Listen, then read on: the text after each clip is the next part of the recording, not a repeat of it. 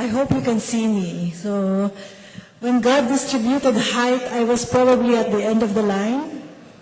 So I will stand here and do my presentation. Last Tuesday, I was a panelist at the CUTS conference on APMC. So I guess most of our Indian colleagues know what APMC means.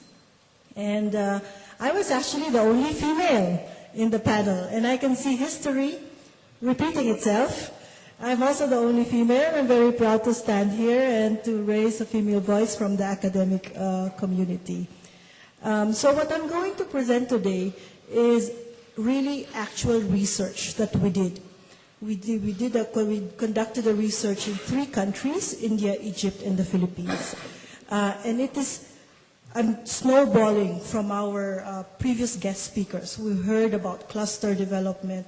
We heard about education, about vocational training. We heard about all of those things. So I'm going to show you an actual research that really proves and provides evidence to what the previous researchers, academics and scientists have spoken about.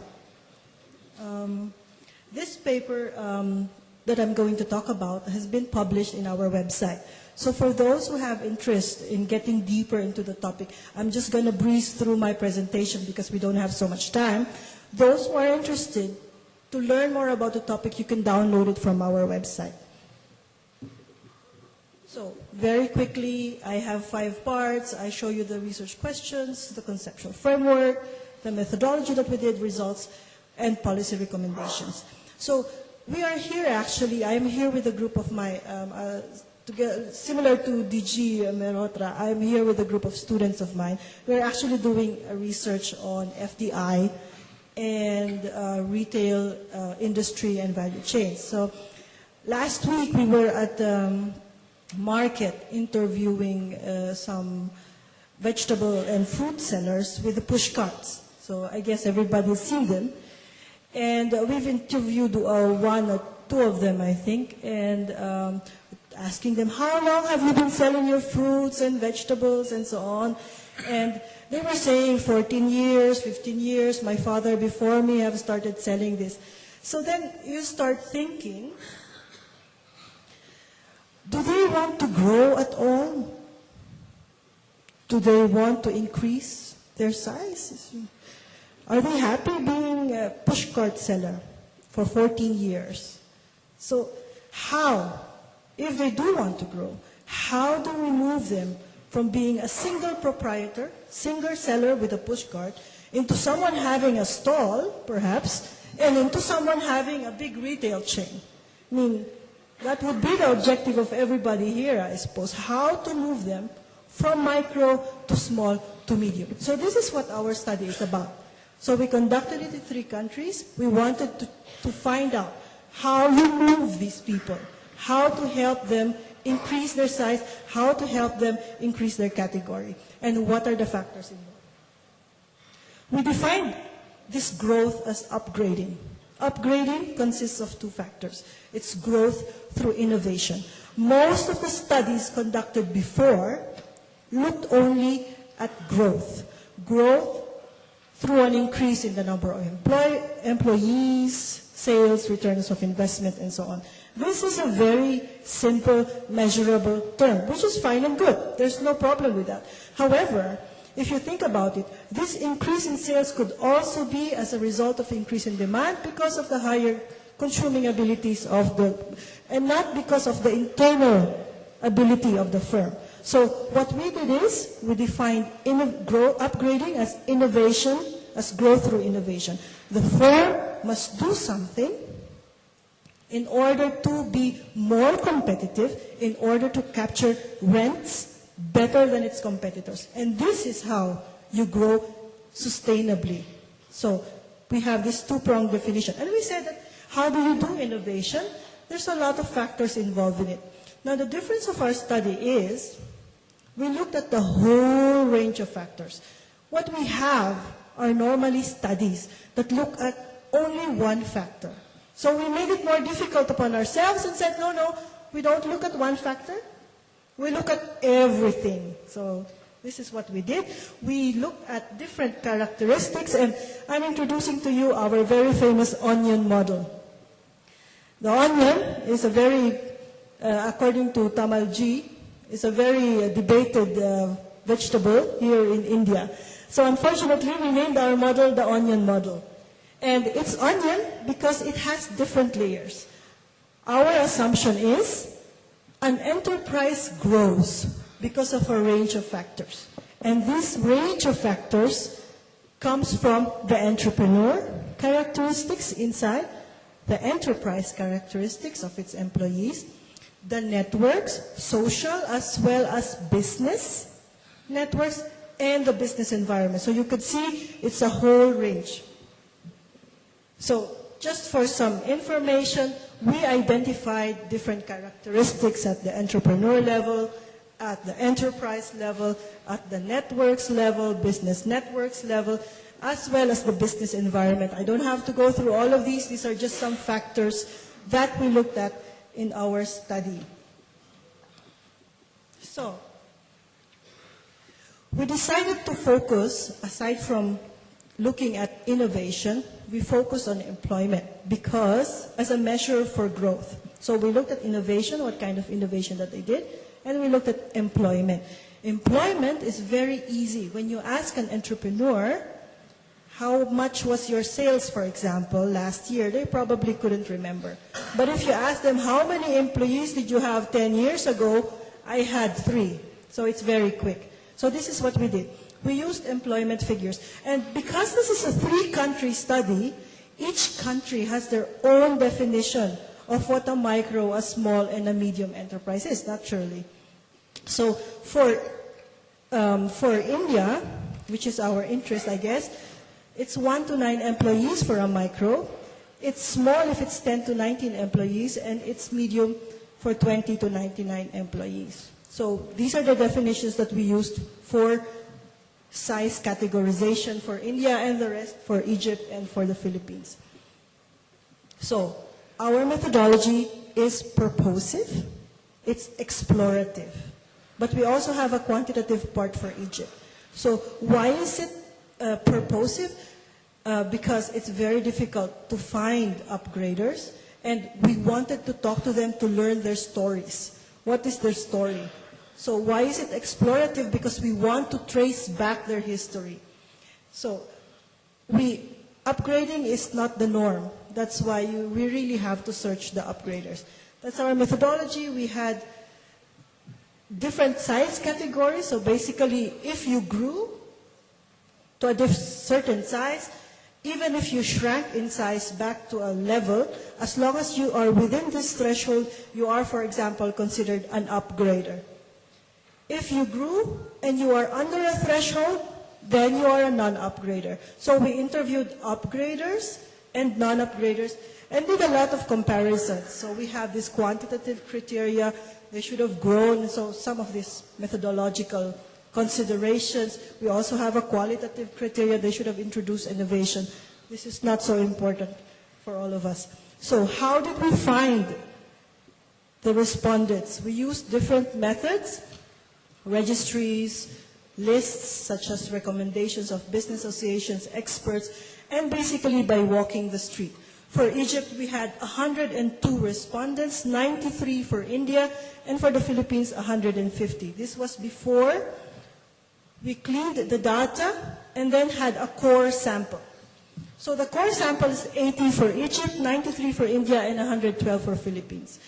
Of these, roughly half are upgraders except for the Philippines, very few upgraders, and then non-upgraders are the rest, distributed across different sectors. For India, garment and textile, leather, footwear, as well as ICT. Formality, informality, we also looked at it. For India, most were informal at the beginning. And as you can see, I'm a person who's interested in gender. We only have 4 respondents for female entrepreneurs in India. And 2 of these are upgraders and the rest are also non-upgraders. So we can discuss about gender bilaterally because I don't have much time. Okay, so methodological tools, we looked at growth trajectories, we looked at factors, comparison, and so on and so forth. So here's the interesting part. What are the common constraints? Why don't they grow? What are the common constraints? For Egypt, India, and the Philippines, access to finance. That's not a new story. Access to finance. 3 countries in different regions, access to finance, lack and high turnover of qualified workers. Everybody has problem with regards to workers. And for Egypt and Philippines, low education of entrepreneurs. Lack of information as well. What are the success factors? What makes an upgrader? In all 3 countries, at the entrepreneur level, at the innermost core of the onion, this is human capital. So DG Merotra was saying something about education, how important it is. And I totally agree with him. Human capital across 3 countries is very important. Availability of own finance. Motivation. At the characteristics of the enterprise, the welfare of the employees matter a lot. That they are feeling well, that they are feeling good, they are very motivated. They feel part of the institution of the firm. And investing a little bit in research. That's also very important. Networks, not so much in 3 countries, but being in value chains. Global value chains is very important. We heard that also. Now, a little bit provocative is no major impact. And gender, again, has this because there's no impact, but in case of India, it's because we cannot say anything. We did not find any upgrade. We found 2 upgraders and 2 non-upgraders. And the data is simply minimal to do any. The Indian women that we interviewed who were successful said that we didn't experience any obstacles. So it's a little bit complicated. Degree of formalization, no impact. If they started formal or informal, it doesn't have an influence on upgrading. I know I'm being very provocative here, but it doesn't have an influence. Registration, licensing, customs, corruption, no impact. Because they said they can still pay. So as long as they can still pay, it doesn't have an impact on their ability to grow. Now, here's the differences across countries.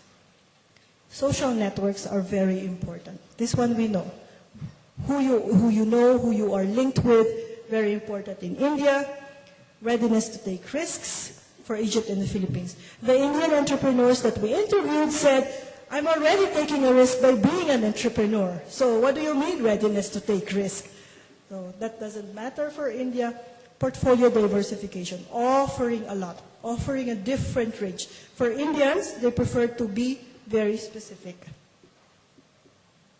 Membership in organizations is also very important for Indian and Philippine entrepreneurs.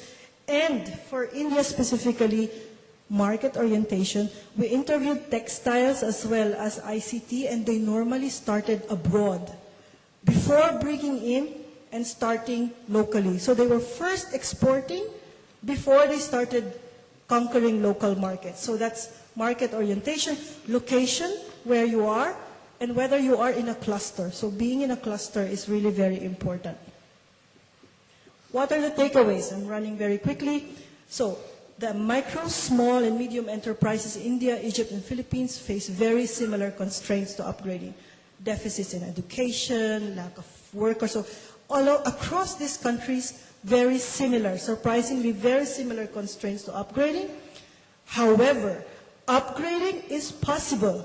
It is possible. There's a light at the end of the tunnel.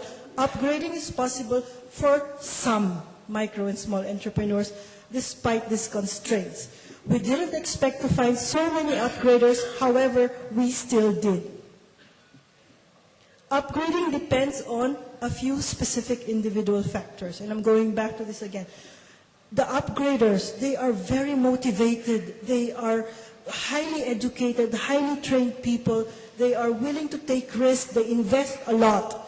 So it depends on a few individual factors. The entrepreneur matters.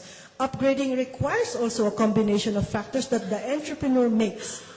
So they create strategies. But it's still based on the entrepreneur. And these strategies are combinations.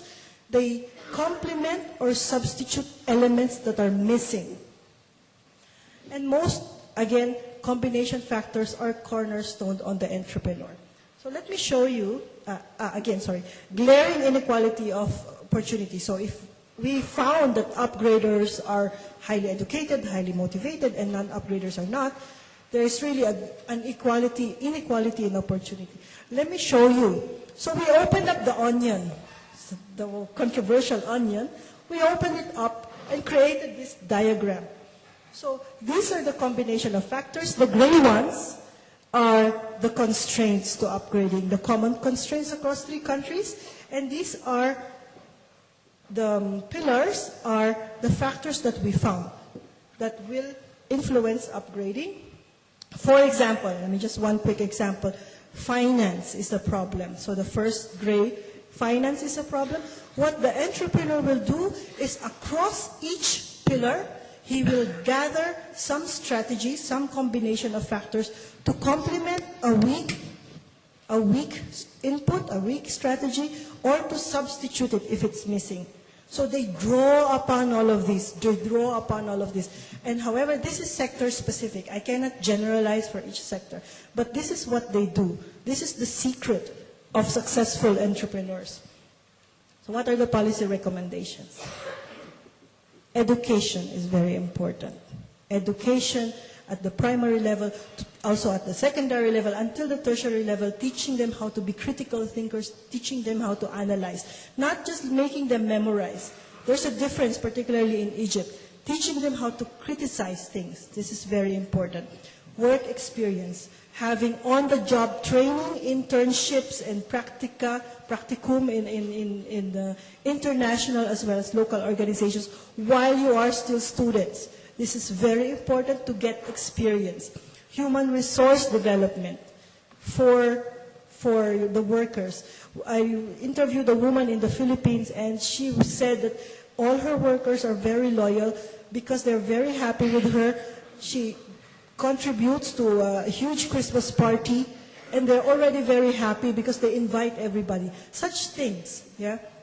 Also sending them to training, making them feel important. Such things matter a lot, that for their devotion to upgrade. Access to markets, that's very important, part of the government as well as the private sector to help.